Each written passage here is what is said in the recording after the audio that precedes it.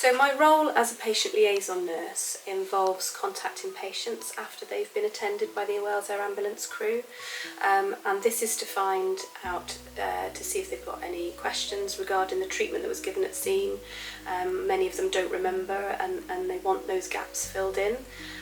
It's really quite important to explain what was done at scene, particularly if there's been blood products given or surgical procedures undertaken. I think it's really important that they find out, if they want to, that that's happened to them.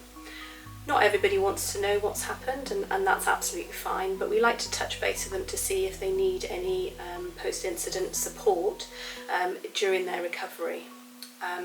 Part of the role includes linking in with hospitals to see what the right time is to approach these patients. So we often write letters to contact them and give them the opportunity to approach us and make an appointment. We do work with other third sector organisations and other NHS organisations as well. When liaising with patients, the most common concern is often gaps in their memory about what happened. So filling these gaps in and creating timelines of events really helps their psychological recovery. A lot of the patients that we go to are often unconscious or have been given very strong analgesia or sedatives, and this then makes them not remember what happened. So a lot of the concerns that patients come to me with is that they can't remember certain things. So these timelines really help.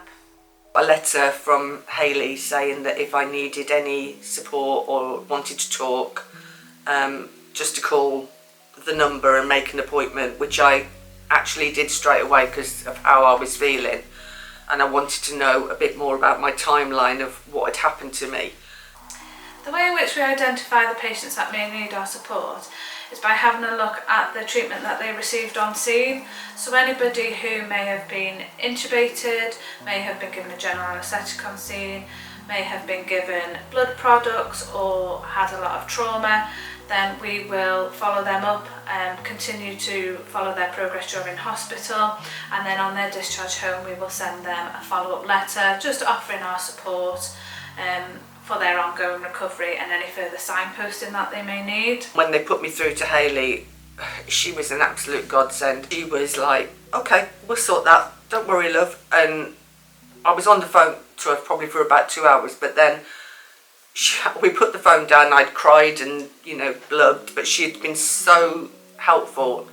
I got a phone call from the physio department an hour after I finished the call with Hayley, and I had an appointment. It's that aftercare, she cares, and I think that's what people need to realise. When you've had your accident, it doesn't end with the Welsh Air Ambulance. They provide ongoing care for us. I mean, Hayley not only got me my physio, I couldn't get counselling, she got me counselling as well. She sat in my living room and phoned around till she could get someone that would speak to me and get me an appointment. So the aftercare service is quite a new concept in the world of air ambulance. It involves contacting patients that have been attended by the air ambulance crews, and this is to find out how they're doing in their recovery, and if they need any further support in their recovery or if they want the gaps filled in. Yeah, so the aftercare service has been amazing for me. I feel like because I don't have much memory of it, Hayley's helped me piece a lot of it together in terms of what actually happened to me and the procedures that were done to me when I was unconscious.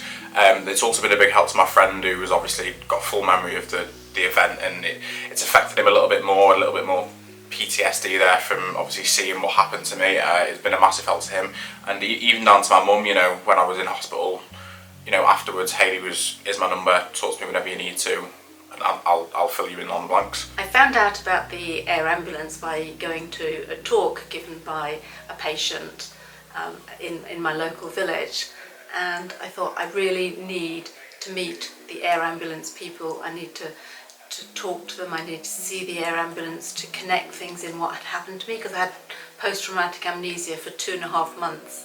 Was in hospital 7 months, so I don't remember anything really much about the accident.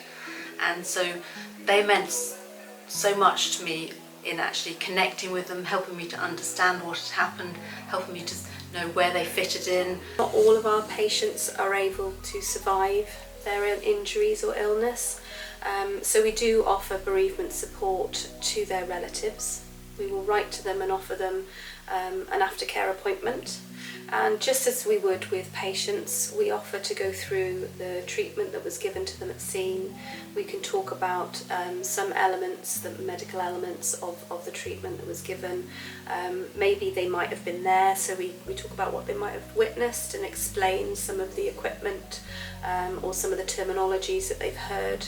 I think mainly though, a lot of people just want to know if their loved one was in pain, if they said anything, and if they suffered in any way, which is quite a normal worry to have.